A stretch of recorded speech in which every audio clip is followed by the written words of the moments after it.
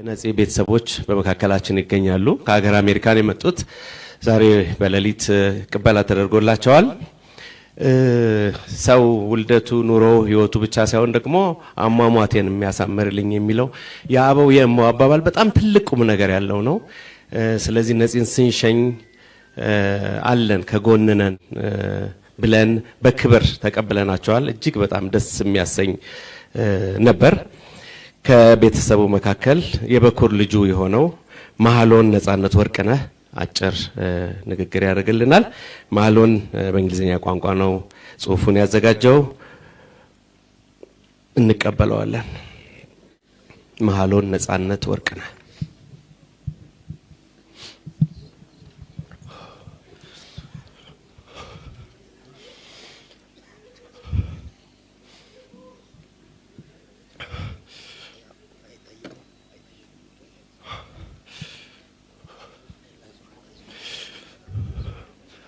My father, Natsanet Warkana, was a good man, a devoted husband, and the best father I could have possibly asked for.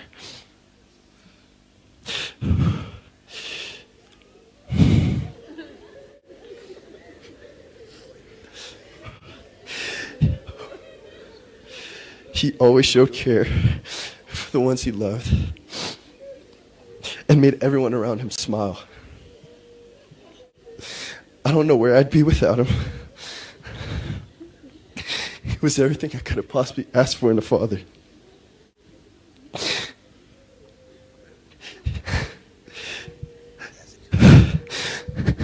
He gave me the lessons I needed to learn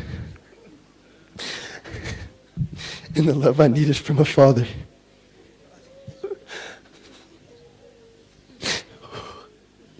It pains my family and I greatly now that he is gone.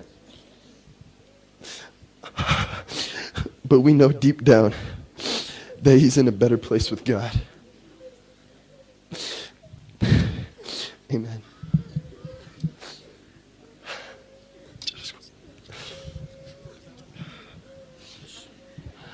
እግዚአብሔር ያጽናችሁ። እናመሰግናለን።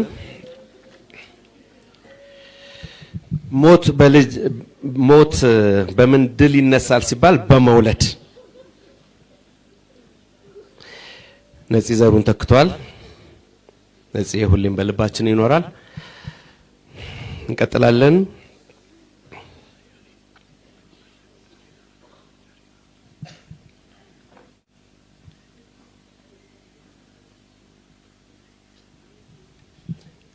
ደረጀ ኃይሌ ኮሜዲያን ወደ መድረክ እንጋብዛለን።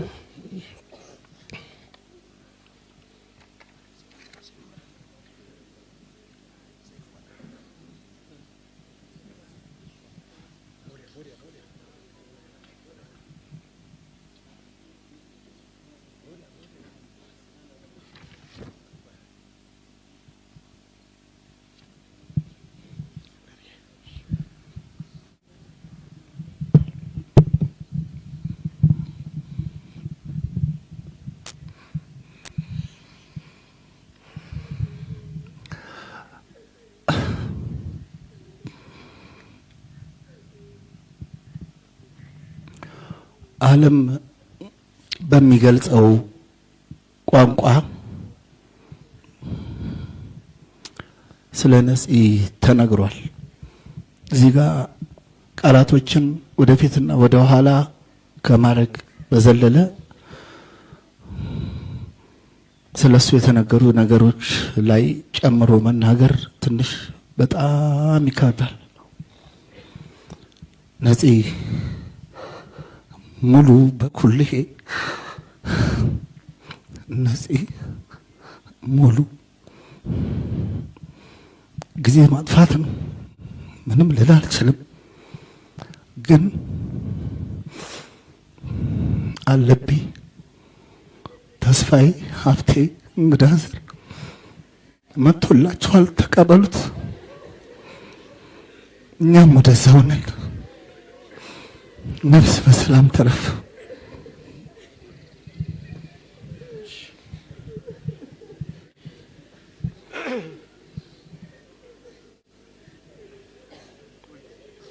እሺ እንቀጥላለን።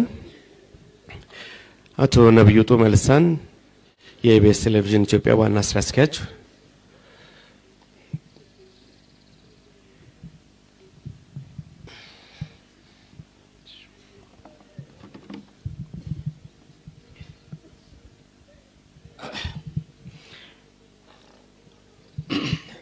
የሳቅ የደስታ ምንጭ የነበረው ኮከባችንን አተናል። የኢቢኤስ ቴሌቪዥን ብቻ ሳይሆን ለመላው ህዝባችን ይህ ባለብዙ ተሰጥኦ የሆነው ውድ የኢትዮጵያ ልጅን ዛሬ አተናል። እንግዶች እዚህ የተገኛችሁ በተለይም ቤተሰቦቹ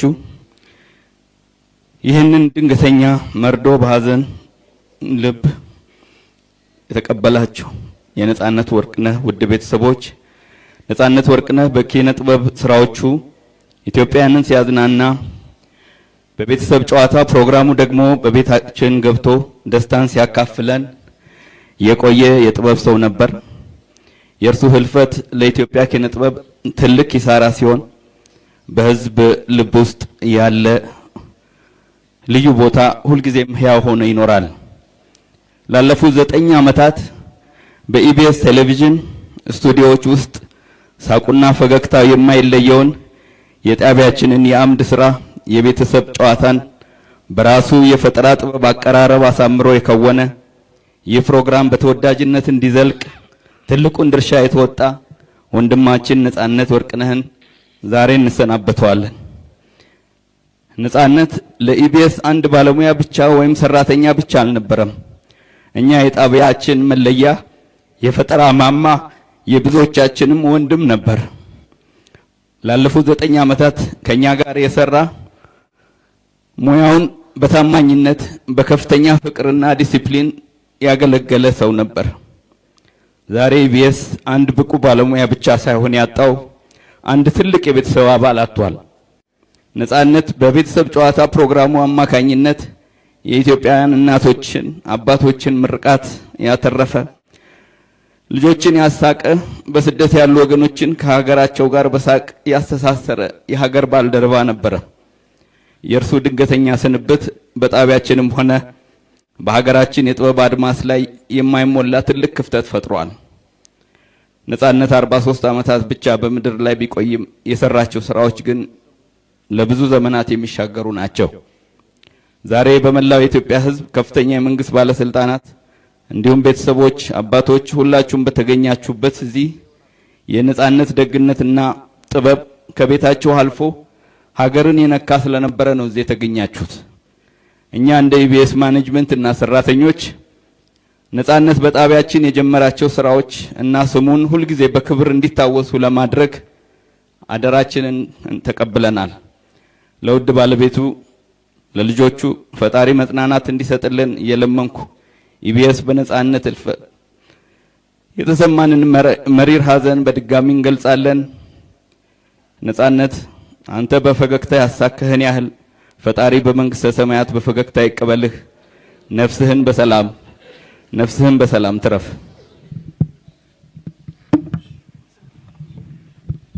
እናመሰግናለን። እንቀጥላለን። አርቲስት ቤዛዊት መስፍን።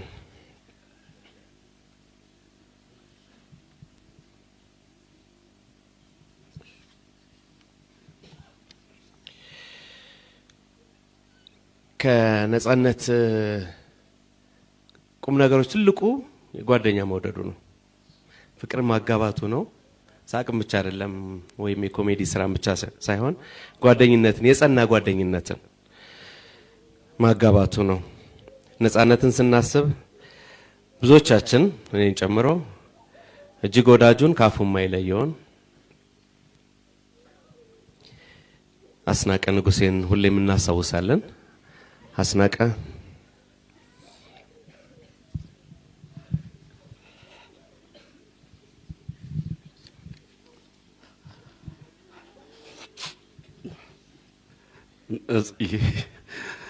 ነጻነት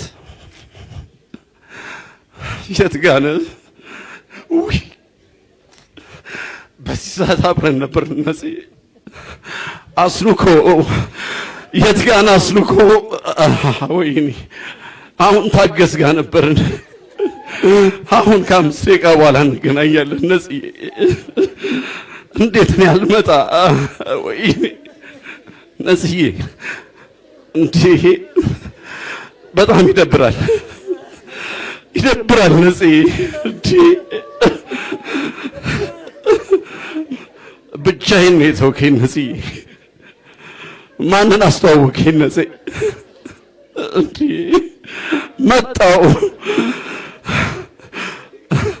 አትጥራው ነጽን አትጥሪው አልካት ማሚን።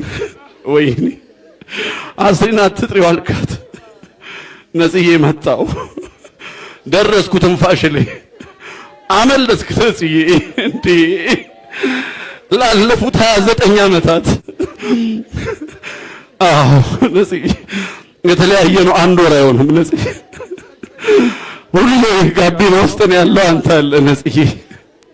በየቢሮ የምታኮራኝ በገባንበት ቢሮ አኩረት የምታወጣኝ ነጽዬ። አንተን እንደ ቀልድ ነፍስህን ይማር ማለት አልችልም ነጽዬ። አዎ ነጽዬ በጣም ጨከኝ ነጽዬ። ወንድሜ ጓደኛዬ ከንጹህ ዘር ጋር ስትጋቡ ነው የነበርኩ ነጽዬ ነው የነበርኩ።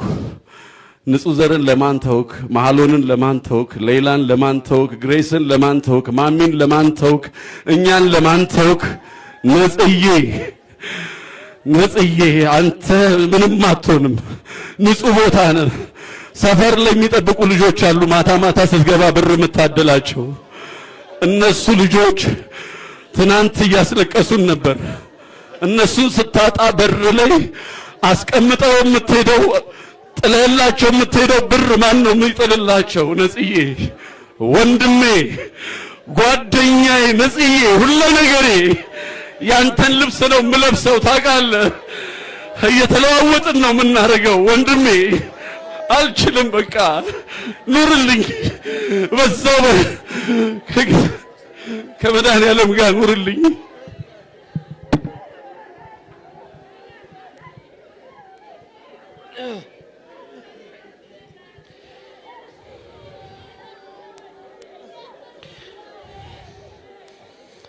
ወንድማችን